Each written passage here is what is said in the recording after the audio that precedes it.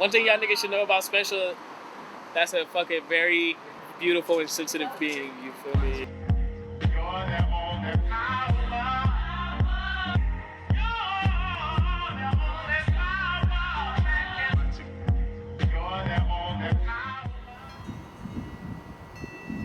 My name is Special. My pronouns are she, her. What do I like to do? I like to do a lot. I like to do mostly creative things involving art, music in specific. I DJ a lot right now, and I find joy in doing that. I don't know, fly, all the words that describe smart people. This nigga's smart as fuck.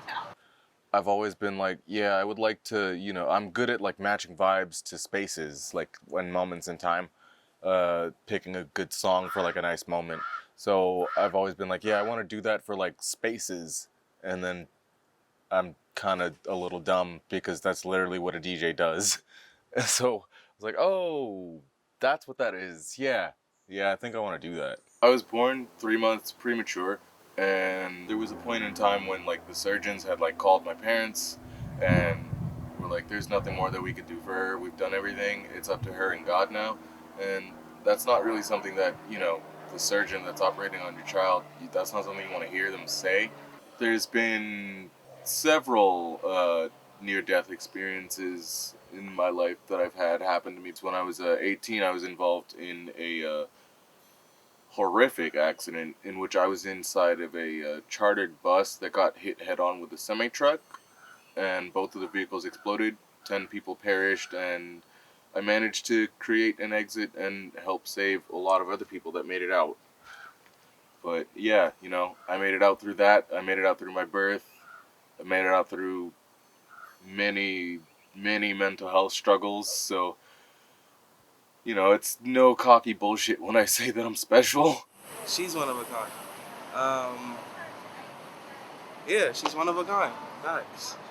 I mean, DJing in and of itself is born entirely from queer communities of color, specifically black queer communities in the 80s, 90s, early 2000s, and honestly, still to this day, if you really want to listen to good music, yeah, still to this day, if you want to listen to whatever it is that everybody else is listening to, go listen to whatever the Europeans ran off with the bag with, because that happened. It's entirely informed by my identity, really, because the genres of music that I spin, techno, like 80s techno, 80s, 90s techno, was an exploration into black futurism and all the things that could mean. And if you don't think that means that your identity can shapeshift and move, I don't know what to tell you. It's my moral imperative to uplift the voices of trans people across the world. Nothing less. By existing, it's a revolutionary act, because I exist as a trans person and the world wants to see trans people dead, but that's not doing nearly enough for the trans community, especially if you exist in a position of privilege like, quite obviously, I do, frankly.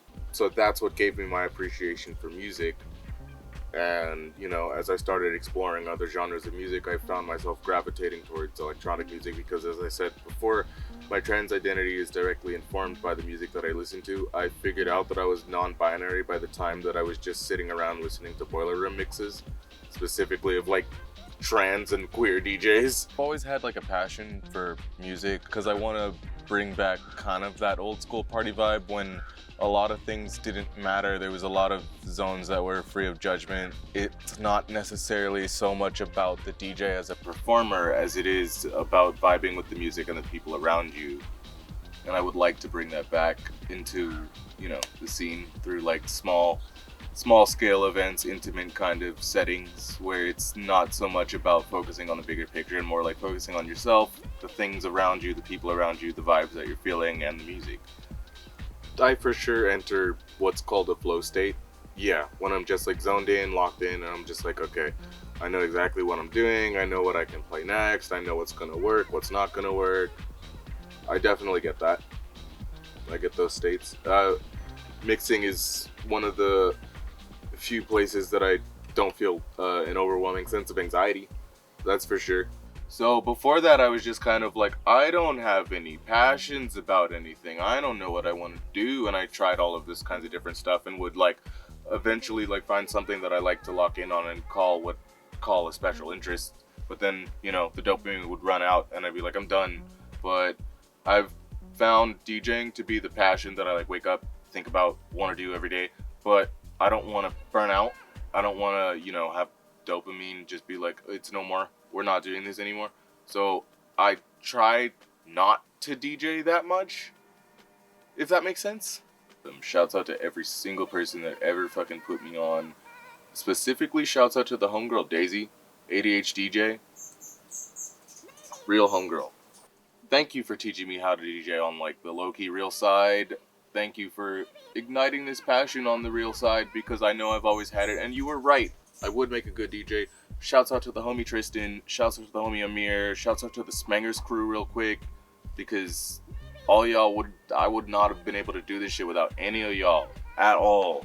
My G, you can fucking do this shit in your bedroom. Literally, you do not have to worry about like what other people think. Just upload that shit to SoundCloud. Whether it gets 1 play, whether it gets 1,000 plays, just put that shit out. Do it. You're only stopping yourself. If anything, do this shit for Sophie. Please work.